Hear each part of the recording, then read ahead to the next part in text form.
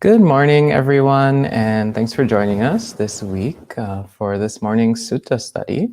And this morning we have a special guest, Ayya Suvijjana. Ayya is coming, originally from California, but has stopped a few places along the way and is now here at Empty Cloud Monastery for some time. So we're happy to have her. And this morning we'll be taking a look at a sutta from the Samyutta Nikaya.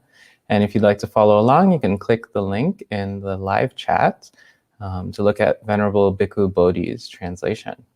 So good morning so far to Gita, Michael, Jens, Kumu, Mike, Nancy, Kyle, Amaranta, Ron, Kauser friend Ishan, and Ayya Vimalanyani, who's watching from Sri Lanka.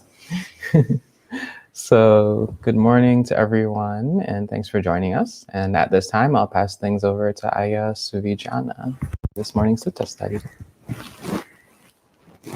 To thank Ayya Soma and Bhante Siddhastu for inviting me. Thank you both.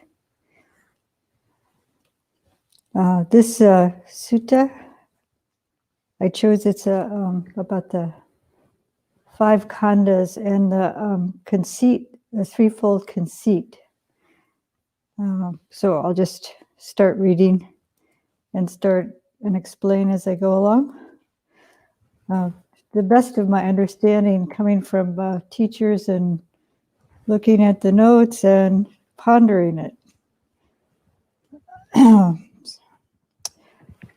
Thus have I heard, on one occasion, the Blessed One was dwelling at Rajaga in the bamboo grove, the squirrel sanctuary. Then Sona, the householder's son, approached the Blessed One.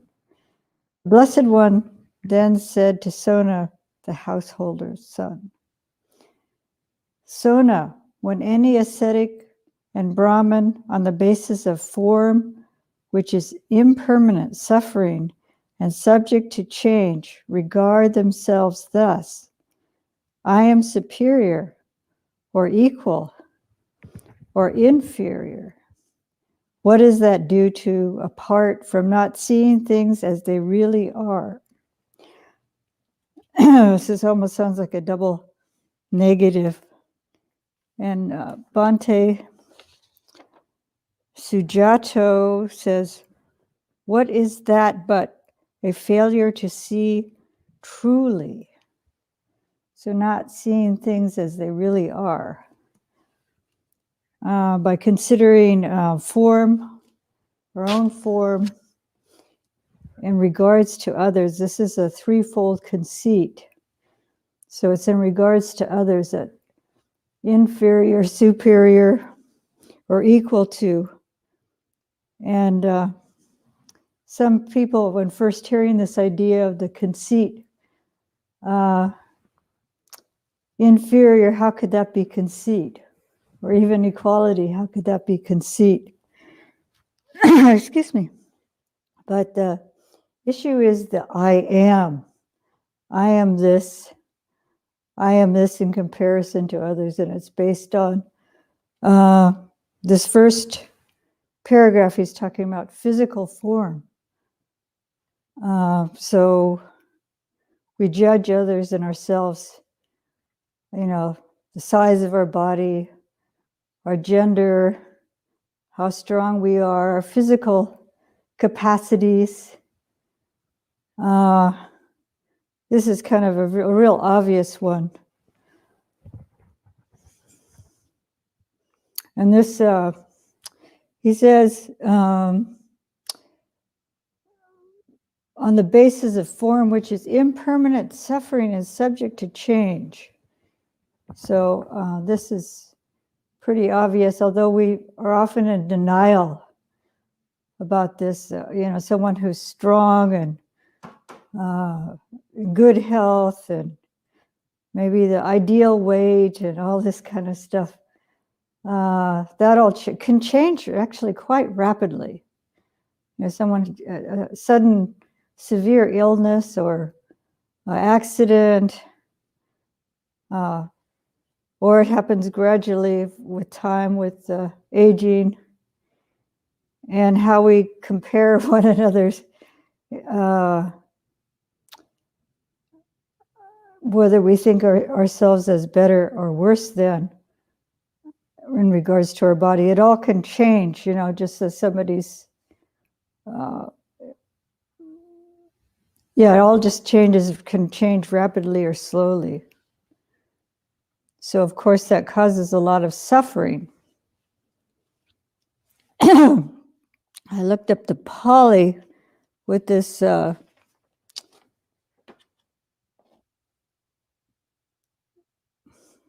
three kinds of conceit, and there's Seyo Ham Asmi. That's I am better. Sadisa Ham Asmi is I am equal to or like or similar. Ino Ham Asmi.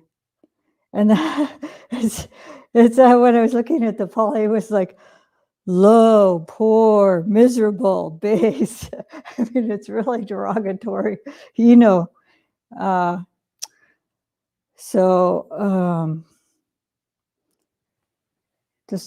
conceit or seeing oneself as inferior, can be really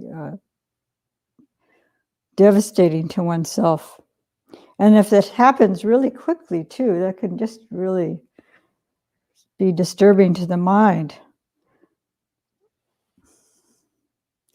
So when any ascetic and Brahmins, on the basis of feeling, on the basis of perception, on the basis of volitional formation,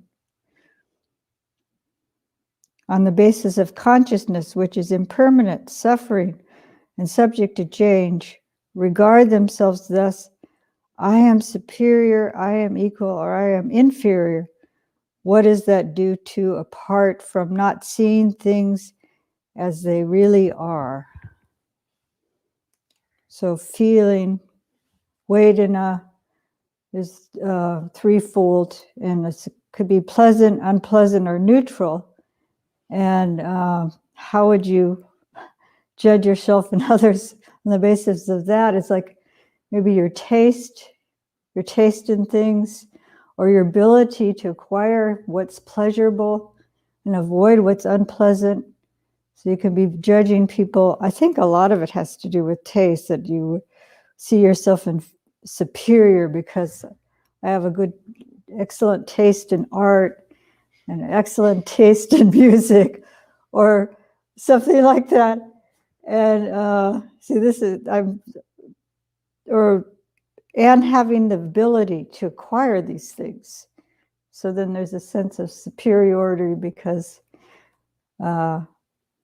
or equality could be even based on that we like the same kind of music, or we dress, we have the same taste in things. We enjoy the same things.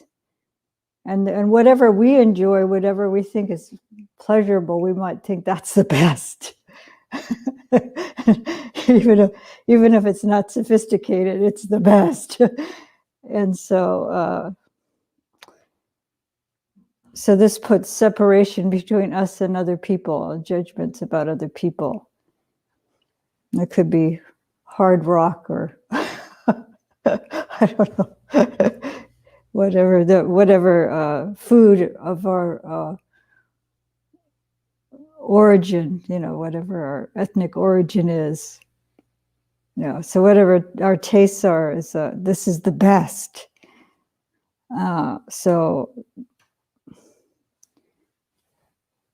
We would gravitate towards people with the same kind of tastes. And then perception is a little trickier, but it has to do with the one way I've heard it is that perception is like marking things.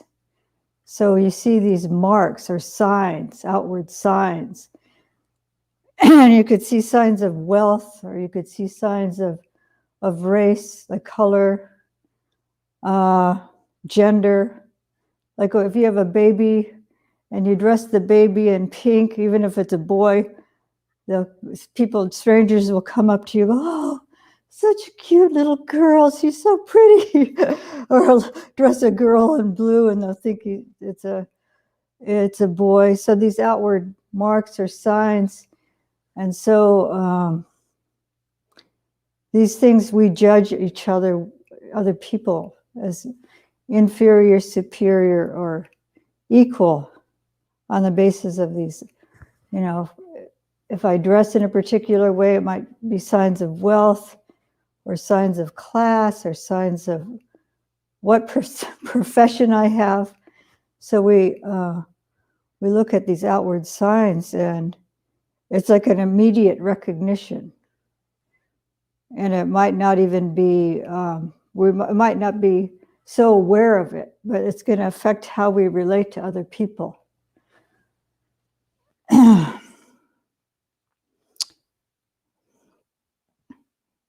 And then volition, how we operate in the world, what the way we think things should be done. And maybe if we're in a powerful position, getting everybody to do things the way we think should be done. And so we can be somewhere on the scale of being either manipulated or you know, like on the team, you know, everyone has the same cause or something like that. So this is volition.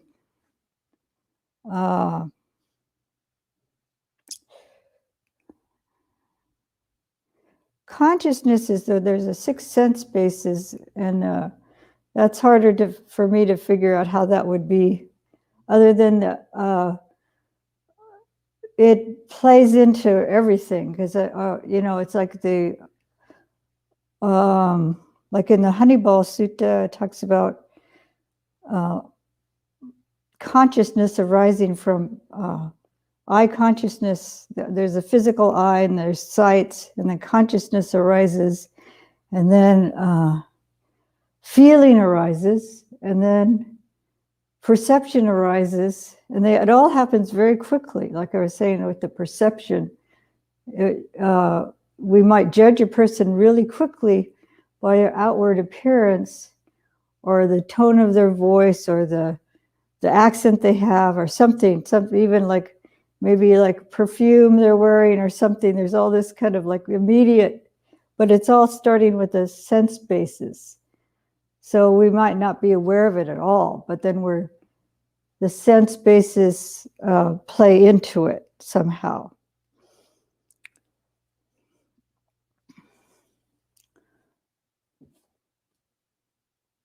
So the Buddha continues, Sona, when any ascetic and Brahmins do not, on the basis of form, which is impermanent suffering and subject to change, regard themselves thus, I am superior, or I am equal, or I am inferior, what is that due to apart from seeing things as they really are?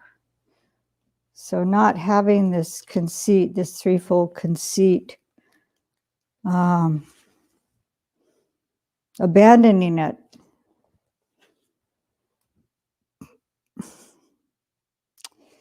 So they do not, on the basis of form,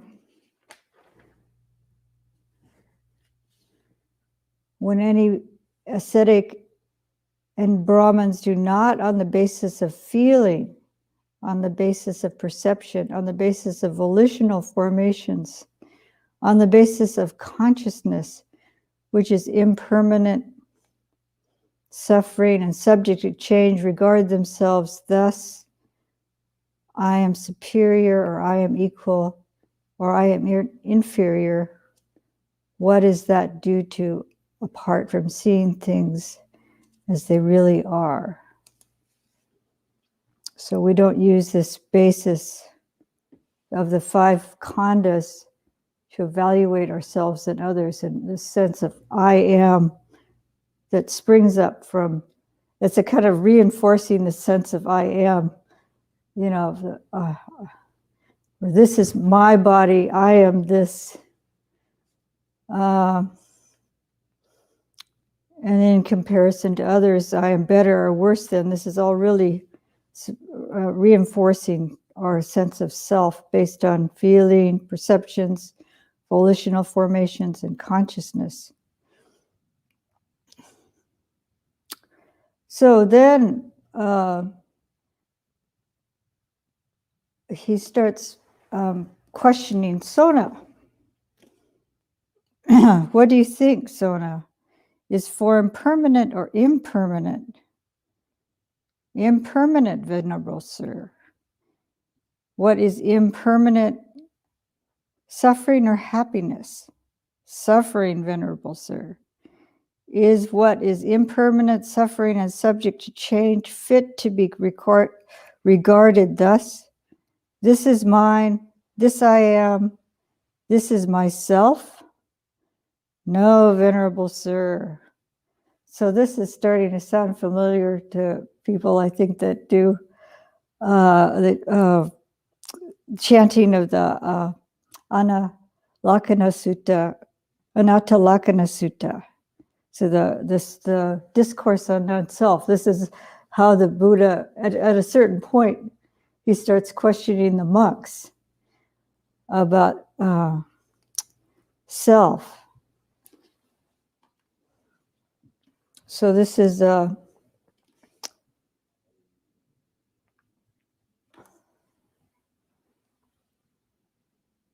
this is mine, this I am, this is myself. This is another threefold. And this is mine has to do with craving or tanha.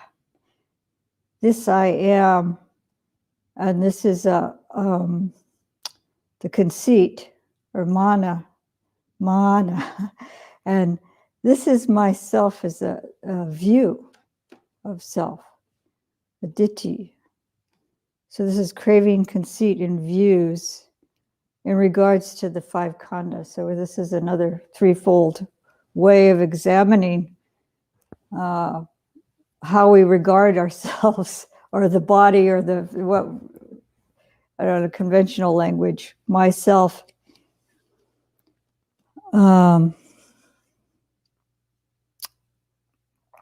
Is feeling permanent or impermanent? Is perception permanent or impermanent? Are volitional formations permanent or impermanent?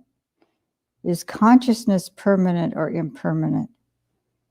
Impermanent, Venerable Sir. Is what is impermanent suffering or happiness? Suffering, Venerable Sir. Is what it is impermanent, suffering, and subject to change fit to be regarded thus? This is mine, this I am, this is myself? No, Venerable Sir.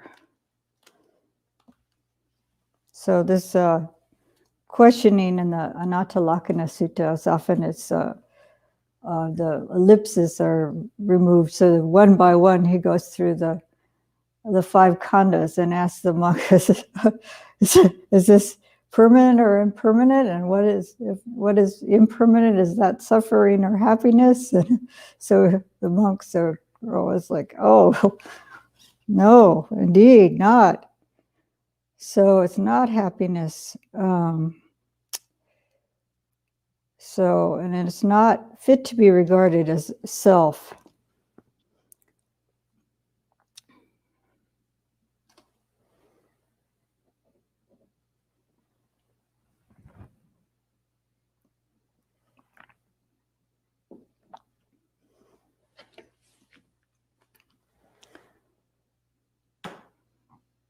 Therefore, Sona, any kind of form whatsoever, past, future or present, internal or external, gross or subtle, inferior or superior, far or near, all form should be seen as it really is with correct wisdom thus.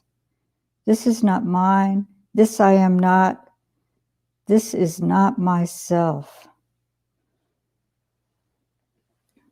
So this also is, this whole section here is just very much the same as the Anatta Lakkhana Sutta. where first the monks are questioned, and then the Buddha makes this really strong statement. It's not just even just this physical form. It's any physical form, internal or external, should not be seen as mine, myself. This is not myself.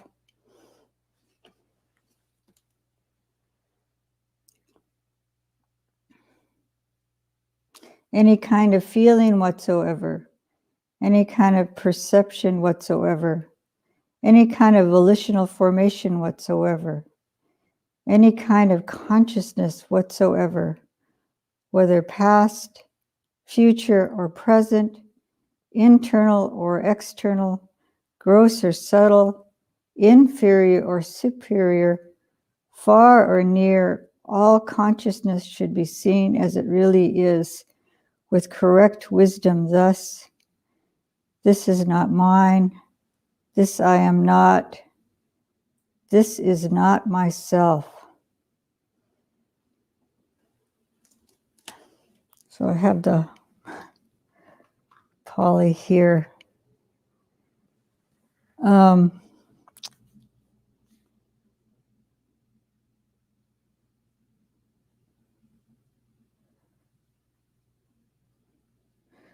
So I wanted to talk about a little bit about Sakkaya Ditthi and how the personality view is all tied up with the 5 khandhas. And really seeing this clearly, how we cling, they're called the clinging aggregates, how we cling to these 5 aggregates as self. And this whole thing with the conceit, the threefold conceit, as I was saying, really reinforces it. And then as things change, a lot of suffering ensues.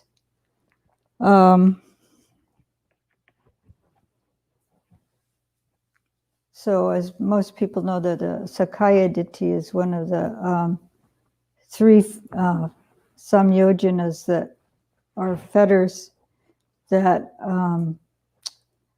has to be broken, has to be seen through in order to enter the stream. So this is, I think this is one of the reasons why the khandhas are so emphasized in teachings, and it's really important to be examining. There's this this phrase, seeing things as they are, seeing things as they are truly.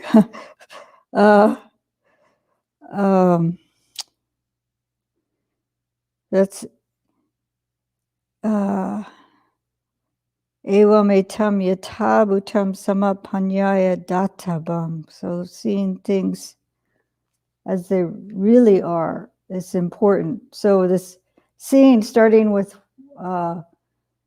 how we see or how we regard our these things, whether we see them as superior, inferior, or equal to others. We might notice that, you know, with the physical form or with our tastes or any of the 5 khandhas. So there's this examining just to help us break through this illusion, the self-clinging.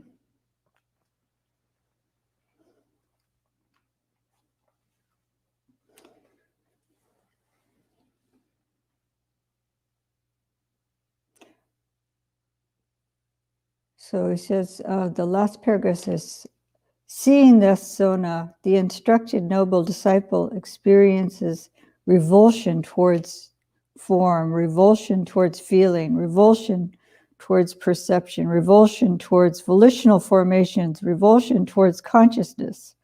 So this word revulsion it can be, Bhante Sujato translated it as disillusion, so disillusionment, to be, so to go beyond the illusion of self in regards to the five khandhas. There's also disenchantment is another translation. And I like to think of it like you find out that the prince is really actually a frog. You've been under this enchantment all along. It's something really beautiful. And then you find out, oh, I'm under the spell. You know, the spell is broken, and you see through it. Or, yeah, so it's not, so disenchanted and disillusioned might sound, some people might sound kind of negative, like, oh, I just lost all my joy in life because what I was really thinking was wonderful is really actually impermanent suffering, not mine. But there's a freedom, because there's always this tension of trying to keep this illusion going. As the body, ages, people are coloring their hair and, using creams and doing all this kind of stuff. It's just really struggling to keep this kind of outward appearance of youth and, I know there's like bodybuilding and all these kind of things that people do to try to, they're really clinging to the body.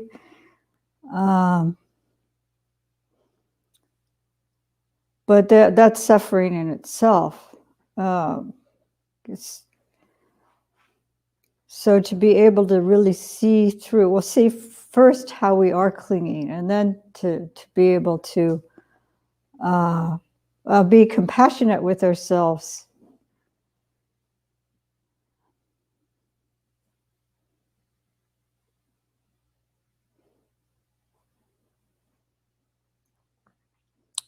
So it's not something like a revulsion. It's sounding very aversive. There's also turning away. This nibbida is also described as turning away.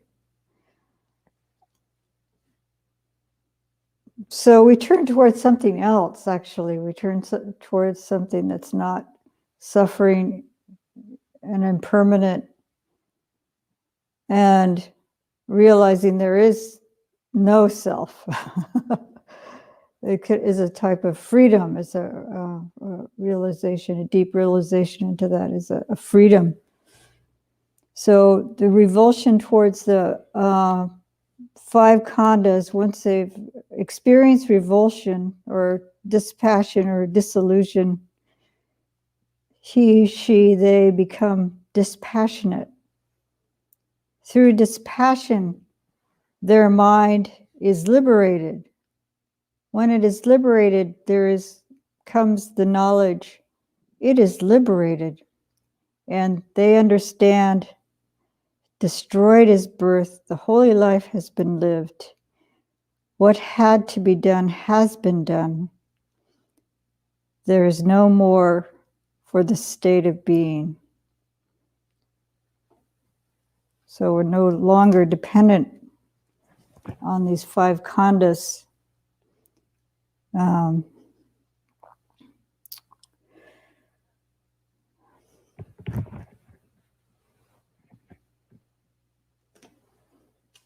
word dispassion also, Bhante Sujato still likes, he says, fading of desire. What does he say?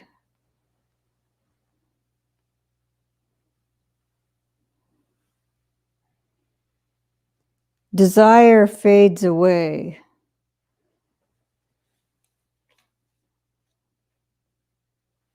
So that's one way of looking at it. It could happen more suddenly, or just the fading away of the desire. We raga, that's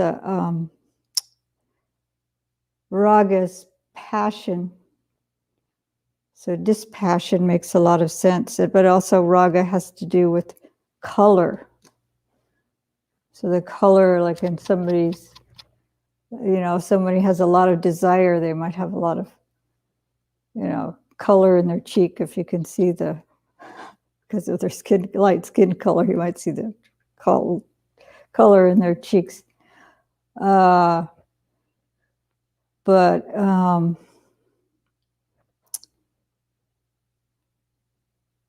I guess for some, the passion might just break suddenly, the desire. On other people, it might be a more gradual process of disillusion and dispassion. I think I think there's more and more stability of mind as we examine these things. And then there is this gradual kind of fading away, gradual dispassion.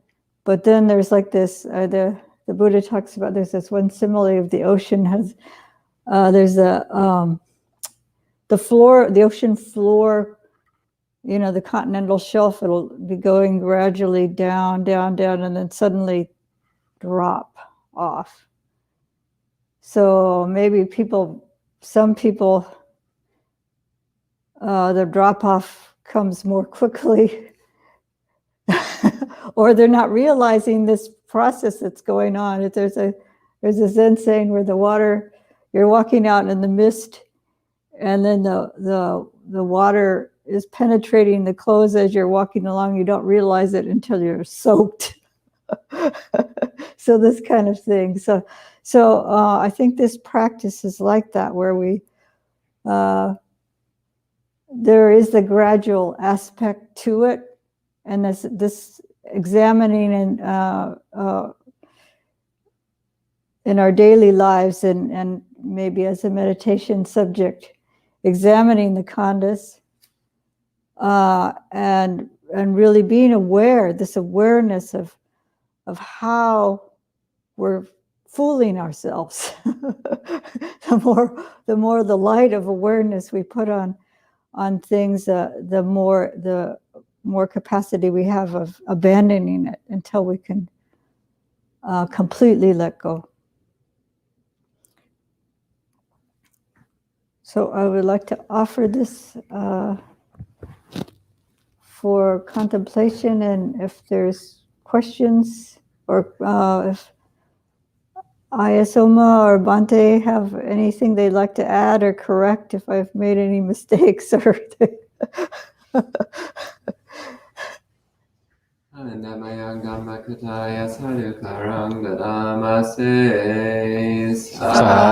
Sadhu, sadhu, sadhu, anumodami. So thank you, Ayya, for sharing those words of Dhamma, that wonderful sutta with us. And good morning to all of the friends joining in since we began this live stream, including Edward, Myra, Ishan, as well as Michael Sa, Anita, and Elaine. And again, if you have questions at any time, feel free to type them in and I'll read them out for Ayya Suvijjana. And so far, we have a couple. One comment from Michael says, "This is one of those suttas that speaks so directly to me that it's uncanny. I'm going to share your talk with my little meditation group, if that's okay. Thank you." And Gita asks, "Venerable, is there a way to prevent this sort of thought from arising in one's mind in the first place? The thoughts of I am superior, inferior, or equal to?"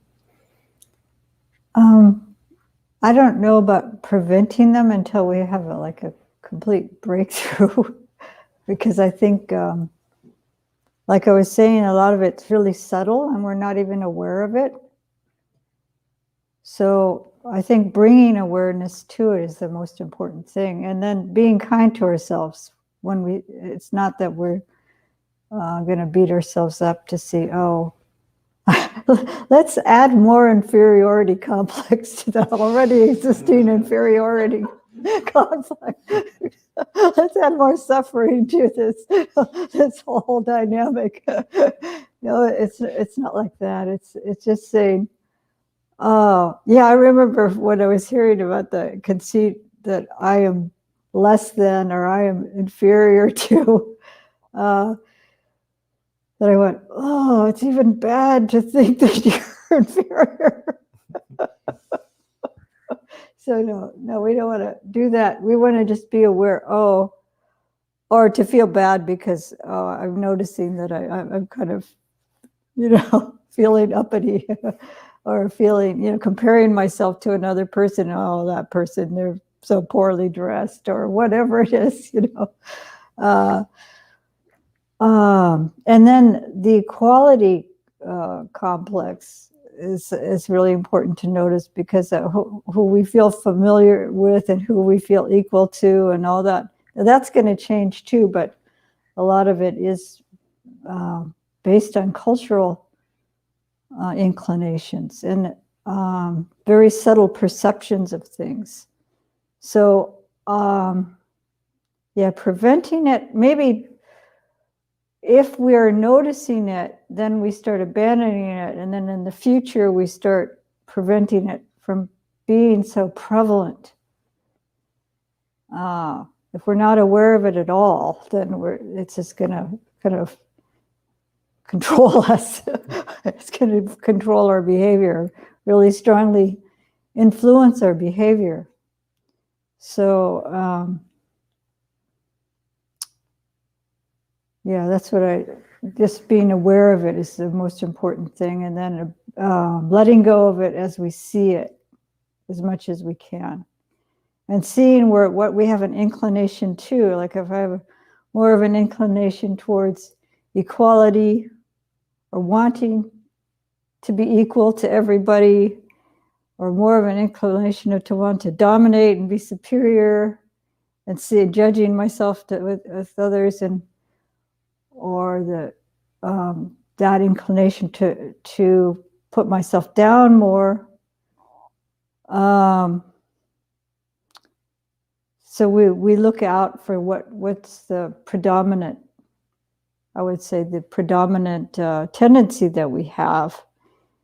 And not that we want to, if I feel inferior, I want to try to become equal or superior in my mind to everybody.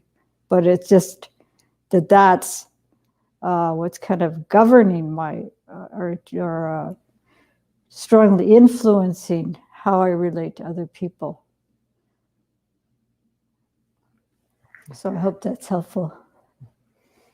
And we have a question from our friend Carolina, who says, does that mean that if I work out or use facial creams that I'm clinging to the body? And then is the suggestion to not do those things? What would that mean? Well, I think that you have to consider why you're doing these things. If I'm caring for myself,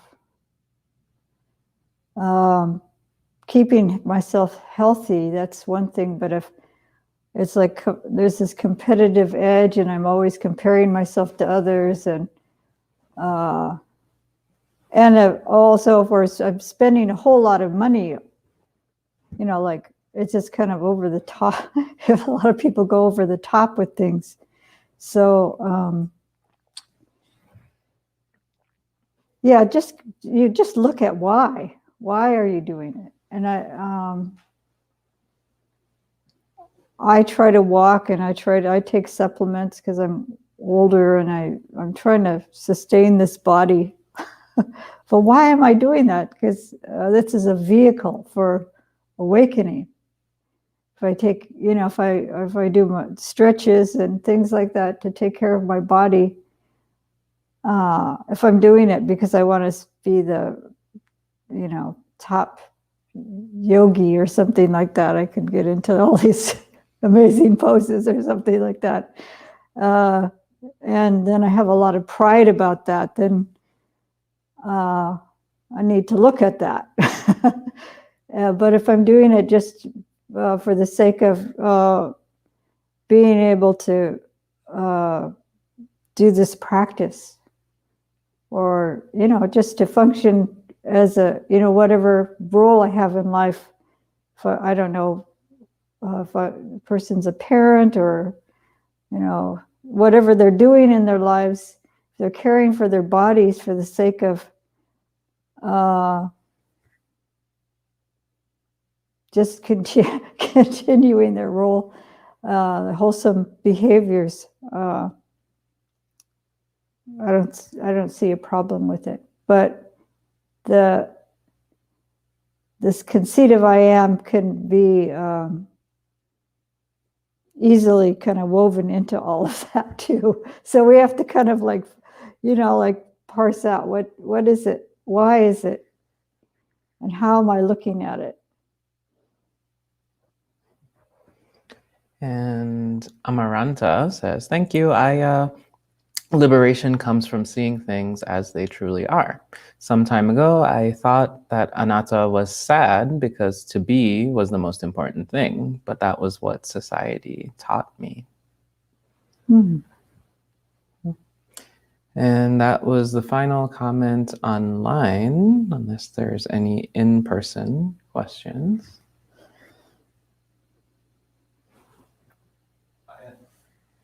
What's your feeling about those three different motivations for clinging to the khandhas, or different ways we cling? Like mine, this is me, this is myself. What are your feelings about how they kind of... Etam mama eso masmi. Eso me atati. Yeah, eto atati. Do you have any reflections on the different flavors of those a bit more? Oh, okay. Yeah. There's craving, conceit, and views. Yeah. I think again, like some people, like with the five khandhas, could be one predominant khandha that we see as self or my. There's this self-clinging. Well, they're called clinging. The khandhas, upadana khandha. We cling to them. So this is mine.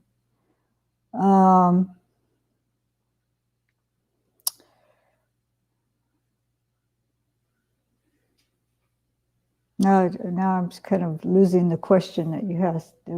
Just a vague question anyway. Sort of, do you have any distinction, like the flavors between those three different ways? Oh, the flavors, yeah. Kind of like how you worked with that. Yeah. You spoke a bit about it in terms of like taste and stuff, such, but I'm curious to hear more. Yeah, because of the equality is the threefold as far as like how we measure ourselves in comparison to others. That's the asmi mana. It's it's the conceit, and I am this. They're still clinging with it. It's all clinging.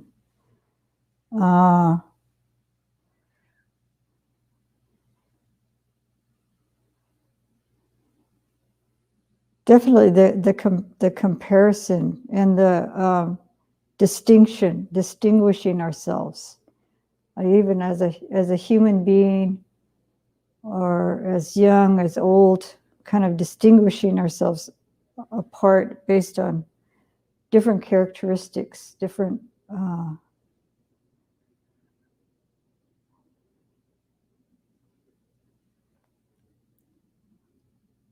that I am.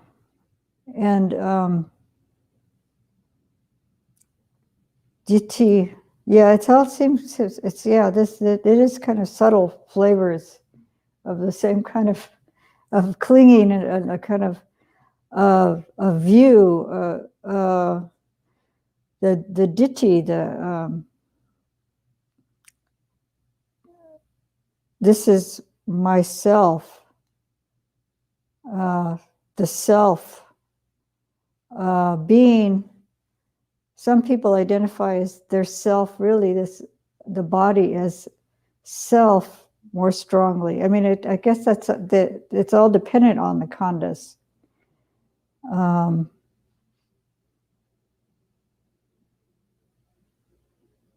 Yeah, that's a good question. It's a good answer. I mean, yeah, the view of self, personality view,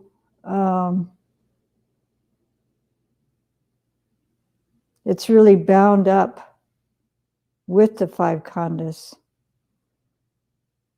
Yeah, that says that the craving, conceit, and views. Yeah, definitely the craving in as manifested and wanting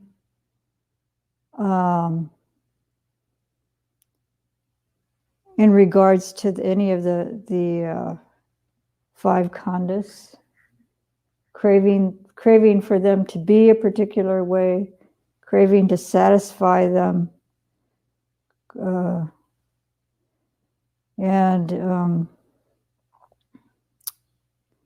yeah, the I am is definitely with that comparison, like the distinguishing, and then the view of self really tied up. I guess that's maybe how to kind of navigate. Changed? Pardon me? Go ahead. Has it changed since for you, since you've grown in the practicing and grown older as well, and like what you cling to and how you in the feeling of that? You've been in ropes for a while now as well. Yeah, I remember when I was around 50, kind of, it seemed so silly to myself, but just being kind of shocked that I was really aging. It was really obvious that I was aging. And I was going, I'm a Buddhist. Why is that? And I was like really struggling with it. And people would call me old, and I'm like, I'm only 50. They're calling me old. And I was just kind of horrified. There was this kind of, like, from looking young and then looking old, suddenly kind of, it seemed like there wasn't a middle age there somehow. Where's the middle age? So it was this kind of, I was like, but I was aware of how that there was this clinging to the body, the appearance, and as a woman, you have to look a certain way, and for women especially, the youth is desirable and all this kind of thing. Looking young, and I wasn't using makeup or dyeing my hair or doing all these kind of things that women in their 40s and 50s start doing. So of course I started looking old.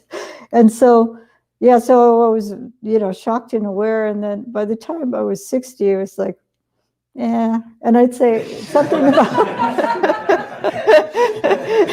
so I would say something about being old, and people go, "Oh, you're not old." It was just really funny because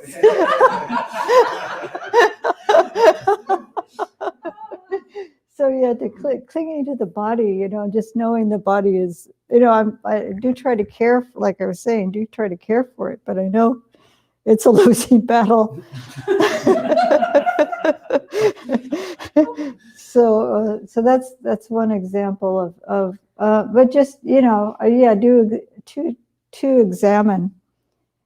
And I'm noticing, like with Vedana, I did work quite a bit with Vedana, and things start to become more on the neutral, or the neither pleasant or unpleasant. Like I was like really sensitive to sounds and traffic, and the refrigerator would make some kind of vibration noise and stuff like that. And so I just started labeling pleasant, unpleasant, and neutral, and just noticing that, and noticing just as much contact what was coming up, And just doing that over a period of time helped kind of balance it out. And now I'm not as, maybe my hearing is going to, it's going to be loss of hearing. But that's a blessing. But not being impacted as much by the sense contact. It depends, though. Sometimes if I'm in retreat, then the sensory, well, it depends on what it is. Like but then I'm aware, I'm feeling jarred by this sense contact. And trying to balance the mind, just trying to balance it. If I do notice there's a strong aversion, I go, oh, there's strong aversion. And try to balance things out. So yeah, this practice really is really been helpful with helping to balance the mind. And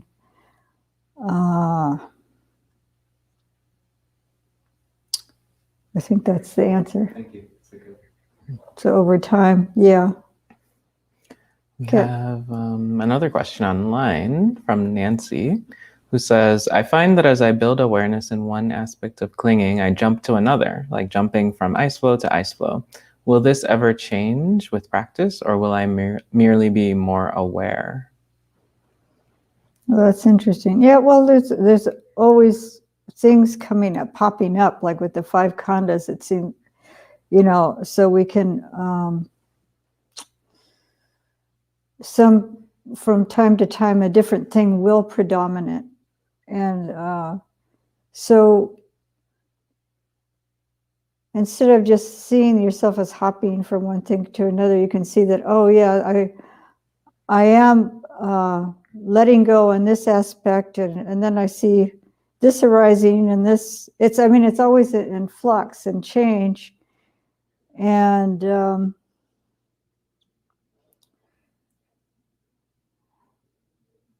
so it's just part of the process and work, that we're doing, just to see from moment to moment to moment what's arising.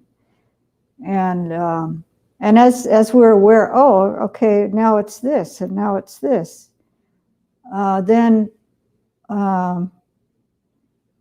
yeah, I think it'll eventually even out. You don't have to necessarily have to think of yourself as hopping from thing to thing, but it's just always things arising and passing, arising and passing.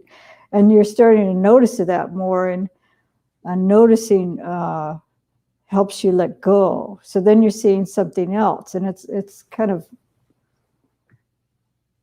always been kind of operating in this way, and we're just like gradually kind of deconstructing it as we go along.